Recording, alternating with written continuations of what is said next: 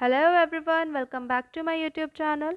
So in last two classes we had studied chapter 1, that is introductory part of macroeconomics, and chapter 2, that is some basic concepts of macroeconomics. This is part 2 of chapter 2, and the book which I referred, that is TRJ and VK Hori. So let's get started. So our first topic is consumption expenditure. In macroeconomics में अगर हम बात करें, consumption expenditure refers to aggregate consumption expenditure in the economy, means total consumption expenditure in the economy. जैसे कि हमें पता है कि मैक्रो इकोनॉमिक्स में हम एग्रीगेट से कंसर्न है, मींस टोटल लेवल से कंसर्न, पूरे होल लेवल पर बात करते हैं. तो ऐसे ही यहाँ पर कंजप्शन एक्सपेंडिचर हम कैसे देख रहे हैं, aggregate consumption expenditure in the economy, means हमारी इकोनॉमी में टोटल कितना खर्चा हुआ है एक अकाउंटिंग ईयर में, उससे कंसर्न है हम मैक्रो इकोनॉमिक्स में. अब यहाँ पर कंजप्शन एक्सपेंडिचर से एक वर्ड आता है कंज्यूमर्स, कि हु आर कंज्यूमर्स. कंज्यूमर्स यहाँ पर ब्रॉडली 3 वेज में क्लासिफाइड है, that is household, first हमारा household, second government and third non profit private institutions. यहाँ पर हाउस होल्ड कुछ कंजप्शन करते हैं, वो कुछ कंजप्शन एक्सपेंडिचर करते हैं.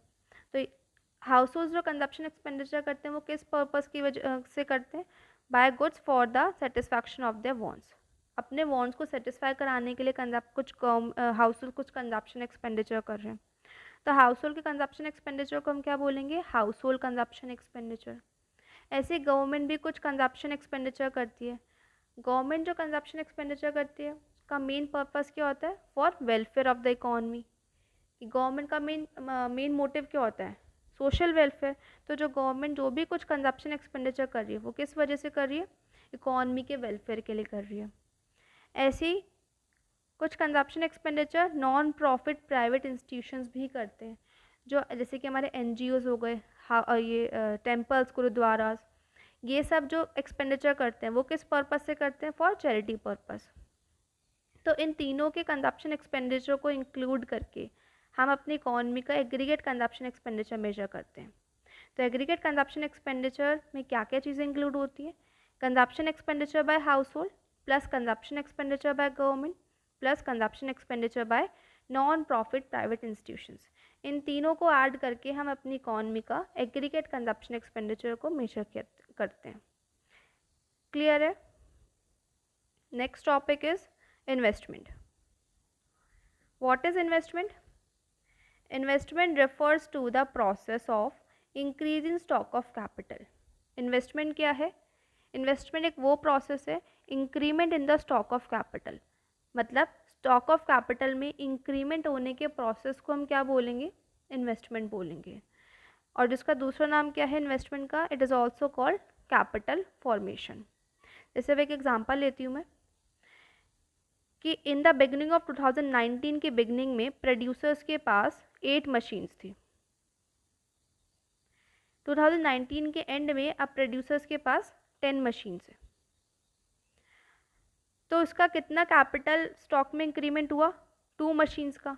तो वो जो 2 मशीन्स का स्टॉक ऑफ कैपिटल में इंक्रीमेंट हुआ है उसको हमने क्या बोला, इन्वेस्टमेंट और कैपिटल फॉर्मेशन. क्लियर है. पहले 8 मशीन्स थी, अब 10 मशीन्स हो गई. वो जो 2 मशीन्स का इंक्रीमेंट हुआ उसको हमने क्या बोला, इन्वेस्टमेंट बोला या फिर कैपिटल फॉर्मेशन. क्लियर. नेक्स्ट देखते हैं हम इन्वेस्टमेंट. अगर हम इकोनॉमी के पॉइंट ऑफ व्यू से देखें, मतलब टोटल होल लेवल पर अगर हम बात करें तो इन्वेस्टमेंट क्या है, ब्रीफ अगर इसको हम डिटेल में देखें, total production of capital during an accounting year. तो इन्वेस्टमेंट क्या है, total production of capital, means total production of capital जो हुआ है एक अकाउंटिंग ईयर में, उसको हम क्या बोलेंगे, इन्वेस्टमेंट बोलेंगे. अब जो टोटल प्रोडक्शन ऑफ कैपिटल होता है वो हमारे 2 पर्पज़ से होता है. या तो हम रिप्लेसमेंट कर रहे हैं एग्जिस्टिंग स्टॉक ऑफ कैपिटल को, कि हमारे पास पहले एक मशीन थी, हमने उसको रिप्लेस करके न्यू मशीन का प्रोडक्शन किया, क्योंकि ये डेप्रिशिएट हो गई है. तो इस वजह से जो इन्वेस्टमेंट किया जा रहा है, इस वजह से जो प्रोडक्शन किया जा रहा है वो किसके अंडर में आएगा, उस ऐसी इन्वेस्टमेंट को हम क्या बोलेंगे, replacement of existing capital stock. या फिर जो प्रोडक्शन हो रहा है कैपिटल का वो किस वजह से हो रहा है, addition to existing capital stock. कि अभी प्रोड्यूसर के पास एक मशीन है और एक और मशीन का प्रोडक्शन, मतलब एक मशीन के साथ साथ एक और मशीन का प्रोडक्शन हो गया। तो ऐसा जो प्रोडक्शन हो रहा है कैपिटल स्टॉक का, ऐसे इन्वेस्टमेंट को हम क्या बोलेंगे? Addition of existing capital stock. Means ऐसे इन्वेस्टमेंट को हम बोलेंगे नेट इन्वेस्टमेंट। कि जब हम एग्जिस्टिंग कैपिटल स्टॉक में इन्वेस्टमेंट करते हैं तो ऐसी इन्वेस्टमेंट को हम क्या बोलते हैं? Net investment. और जब आप इन्वेस्टमेंट मीन्स जो प्रोडक्शन हो रहा है कैपिटल स्टॉक का वो रिप्लेसमेंट पर्पज से हो रहा है, मतलब एक मशीन थी वो ख़राब हो गई, दूसरी मशीन का प्रोडक्शन, इसको रिप्लेस करके दूसरी मशीन का प्रोडक्शन हो रहा है, इस टाइप की इन्वेस्टमेंट जो की जाती है वो किसके अंडर में आती है? डेप्रीसिएशन, जिसको हम फर्दर और क्या बोलते हैं? Replacement investment. कि ऐसी इन्वेस्टमेंट जो रिप्लेस करके इन्वेस्टमेंट की जा रही हो, ऐसी इन्वेस्टमेंट को हम क्या बोलेंगे? Replacement investment. और वो इन्वेस्टमेंट जो एडिशन के लिए की जा रही है एग्जिस्टिंग स्टॉक ऑफ कैपिटल में, इस टाइप की इन्वेस्टमेंट को हम क्या बोलेंगे? Net investment.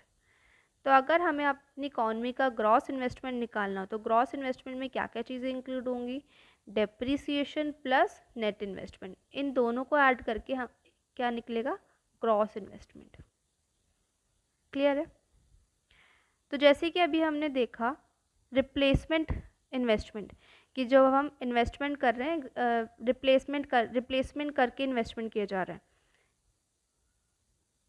ये मतलब रिप्लेसमेंट कर रहे हैं हम एग्जिस्टिंग स्टॉक ऑफ कैपिटल का, तो हम एक इन्वेस्टमेंट कर रहे हैं, तो उसको हमने क्या बोला था? Replacement investment. अब उस रिप्लेसमेंट इन्वेस्टमेंट के लिए हमें कुछ फंड चाहिए, वो जो फंड आता है वो कहाँ से आता है? डेप्रीसिएशन रिजर्व फंड से। अभी डेप्रिसिएशन रिजर्व फंड क्या होता है? कि हमें पता है कि हमारी जो मशीनरी होती है वो डेप्रिशिएट होती है। जैसे कि मैंने यहाँ पर एक एग्जांपल ले लिया, आपकी एक मशीन आपने परचेज़ करी, उसका जो वैल्यू थी वो थी 10 लाख, और जो उसका एक्सपेक्टेड लाइफ टाइम था यूज़ का वो कितना था? 10 ईयर्स था। तो जब हमने इसका डेप्रिसिएशन रिजर्व फंड निकालेंगे, मीन्स प्रोविजन निकालेंगे फंड का, तो 10 लाख डिवाइडेड बाय 10, तो हमने क्या देखा? 1 लाख। तो 1 लाख जो है मतलब हर साल 1 लाख का क्या रखा जाएगा? रिजर्व रखा जाएगा। और जब वो 10 साल पूरे हो जाएंगे तो वो डेप्रिसिएशन वो जो फंड है वो निकाल कर अब हम क्या करेंगे? रिप्लेसमेंट इन्वेस्टमेंट करेंगे। तो इस टाइप के फंड को हम क्या बोलते हैं? डेप्रिसिएशन रिजर्व फंड बोलते हैं। क्लियर है? नेक्स्ट टॉपिक आता है इसमें डेप्रिसिएशन। डेप्रिसिएशन हमें पता है डेप्रिसिएशन होता क्या है? Decrement in the value of stock of capital. जो आपकी स्टॉक ऑफ कैपिटल की वैल्यू में जो डिक्रीमेंट होता है उसको हम क्या बोलते हैं? डेप्रिसिएशन बोलते हैं। अब यहाँ पर जो डेप्रिसिएशन है वो दो पर्पज से होता है। तो डेप्रिसिएशन जो हमारा फर्स्ट पर्पस क्या है? मतलब डेप्रिसिएशन एक तो होता है हमारा एक्सपेक्टेड ऑब्सोलेंस, कि डेप्रिसिएशन जो हमें पता है कि ये एक्सपेक्टेड है कि डेप्रिसिएशन होगा, और एक होता है अनएक्सपेक्टेड ऑब्सोलेंस, मीन्स एक अनएक्सपेक्टेड सर्कमस्टेंसेज होते हैं कि हमें नहीं पता कि लेकिन हमारी जो कैपिटल है वो डेप्रिशिएट हो गई। तो इसमें जो फर्स्ट सर्कमस्टेंस है वो क्या? एक्सपेक्टेड सर्कमस्टेंसेज या फिर एक्सपेक्टेड ऑब्सोलेंस। जैसे क्या? Change in demand and technology या फिर डिमांड में चेंज आया, इस वजह से आपकी जो मशीनरी है वो डेप्रिशिएट हो गई, तो ये हमें पता है कि एक्सपेक्टेड है कि ऐसा हो सकता है, तो ये हो गया हमारा एक्सपेक्टेड डेप्रिसिएशन। दूसरा अनएक्सपेक्टेड डेप्रिसिएशन या फिर अनएक्सपेक्टेड ऑब्सोलेंस, वो किस वजह से मतलब आपकी मशीनरी डेप्रिशिएट हो रही है? Due to unforeseen circumstances like natural disasters, कि कुछ नेचुरल डिजास्टर आ चुका है जिस वजह से जो हमारा कैपिटल स्टॉक है वो डेप्रिशिएट हो गया। तो ऐसे डेप्रिसिएशन जो हो रहे हैं वो कैसे हो गए? हमारे अनएक्सपेक्टेड ऑब्सोलेंस, जो एक्सपेक्टेड नहीं थे। क्लियर है? जो कैपिटल लॉस हो रहा है वो किस वजह से हो रहा है? अनएक्सपेक्टेड ऑब्सोलेंस की वजह से, जिसमें क्या आएगा? हमारा natural disasters. Clear? Next topic आता है इसमें हमारा, अब इन्वेस्टमेंट जो है वो टू वेज में क्लासिफाइड है। एक होता है हमारा फिक्स्ड इन्वेस्टमेंट और एक होता है इन्वेंट्री इन्वेस्टमेंट। फिक्स्ड इन्वेस्टमेंट से समझ आ रहा होगा, fixed assets, plant and machinery. जो फिक्स्ड एसेट्स में के स्टॉक में इंक्रीमेंट होने के प्रोसेस को हम क्या बोलते हैं? फिक्स्ड इन्वेस्टमेंट बोलते हैं। तो देखो, it refers to increase in stock of fixed assets of the producer during an accounting year. कि हमने क्या देखा? फिक्स्ड एसेट्स के स्टॉक में इंक्रीमेंट होने के प्रोसेस को क्या बोल रहे हैं हम? फिक्स्ड इन्वेस्टमेंट बोल रहे हैं कि अकाउंटिंग ईयर में जो हम फिक्स्ड इन्वेस्टमेंट में इंक्रीमेंट लेकर आ रहे हैं, उसके स्टॉक में जो इंक्रीमेंट आ रहा है उसको हमने क्या बोला, फिक्स्ड इन्वेस्टमेंट। वही वाला एग्जांपल ले लेते हैं, ये पहले 8 मशीन्स थी, अब 10 मशीन्स आ गई, तो इसमें कितने का मशीन का इंक्रीमेंट हुआ, 2 मशीन्स का। तो ऐसी इन्वेस्टमेंट को हम क्या बोलेंगे, फिक्स्ड इन्वेस्टमेंट, क्योंकि ये फिक्स्ड एसेट्स में इन्वेस्टमेंट हो रहा है। क्लियर। नेक्स्ट, जैसे हमने बात करी थी कि इन्वेस्टमेंट को हम कैपिटल फॉर्मेशन भी बोलते हैं, तो ऐसे ही फिक्स्ड इन्वेस्टमेंट को हम फिक्स्ड कैपिटल फॉर्मेशन भी बोलेंगे। नेक्स्ट जो इसमें इंपॉर्टेंट पॉइंट आता है वो है सिग्निफिकेंस ऑफ फिक्स्ड इन्वेस्टमेंट, कि फिक्स्ड इन्वेस्टमेंट की इंपॉर्टेंस क्या है, कि क्यों फिक्स्ड इन्वेस्टमेंट किया जाता है। तो फर्स्ट मेन पर्पस क्या है फिक्स्ड इन्वेस्टमेंट का, मतलब क्या इंपॉर्टेंस है इसकी, रेजेस प्रोडक्शन कैपेसिटी। जो फिक्स्ड इन्वेस्टमेंट है वो क्या करता है, प्रोडक्शन कैपेसिटी को रेज करता है। जैसे कि आपके पास पहले 1 मशीन थी, अब आपके पास 2 मशीन हो गई, तो आपकी प्रोडक्शन कैपेसिटी बढ़ गई। पहले 1 मशीन आपका आउटपुट कुछ प्रोड्यूस करती 5000, अब 2 मशीन आ गई तो आपका आउटपुट 10,000 हो जाएगा, तो आपकी प्रोडक्शन कैपेसिटी बढ़ रही है। जब प्रोडक्शन कैपेसिटी बढ़ेगी तो आउटपुट इंक्रीज होगा। वही वाली बात कि पहले 1 मशीन थी वो 5000 आउटपुट प्रोड्यूस कर रही थी, अब 2 मशीन आ गई, मीन्स आपकी प्रोडक्शन कैपेसिटी बढ़ गई, तो वो 10,000 आउटपुट प्रोड्यूस कर रही है, तो उससे क्या होगा, आपका आउटपुट इंक्रीज हो रहा है। और जब आउटपुट इंक्रीज होगा तो फर्दर क्या होगा, हाई इकोनॉमिक ग्रोथ। अगर हम इकोनॉमी के पॉइंट ऑफ व्यू पे देखें, पूरी इकोनॉमी के लेवल पर, तो जब आउटपुट प्रोड्यूस हो रहा है मीन्स जीडीपी इंक्रीज हो रही है, इनकम इंक्रीज हो रही है, तो इकोनॉमिक ग्रोथ हो रही है। ठीक है, ये हमारा मेन इंपॉर्टेंस है फिक्स्ड इन्वेस्टमेंट का। क्लियर है। नेक्स्ट आता है हमारा inventory investment.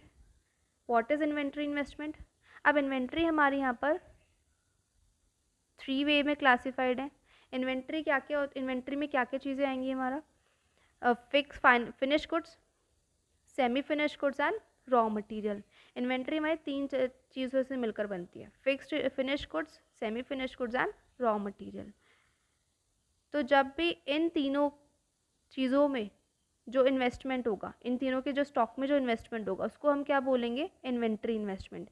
It refers to investment in the stock of, जब हम इन्वेस्टमेंट करेंगे कौन से स्टॉक में, फिनिश गुड्स में, सेमी फिनिश गुड्स में एंड रॉ मटेरियल में, तो उसको हम क्या बोल रहे हैं, इन्वेंट्री इन्वेस्टमेंट। नेक्स्ट, अब इन्वेंट्री इन्वेस्टमेंट की सिग्निफिकेंस क्या है, अनइंटरप्टेड सप्लाई ऑफ इनपुट्स। जो मेन पर्पस है कि अनइंटरप्टेड सप्लाई ऑफ इनपुट्स, जो आपका इनपुट्स का जो सप्लाई है वो अनइंटरप्टेड नहीं रहेगा। जैसे कि आपके पास पहले से ही ऑलरेडी फिनिश गुड्स है बहुत सारे, सेमी फिनिश गुड्स का आपका स्टॉक एक बना रखा है बहुत सारा, रॉ मटेरियल का स्टॉक, अगर आपके पास रॉ मटेरियल पहले से ही अवेलेबल है तो आपकी जो सप्लाई ऑफ इनपुट्स में सप्लाई का इंटरप्शन नहीं आएंगी। तो मेन इसका इंपॉर्टेंस है कि रॉ मटेरियल ऑलरेडी आपके पास बल्क में रखा है।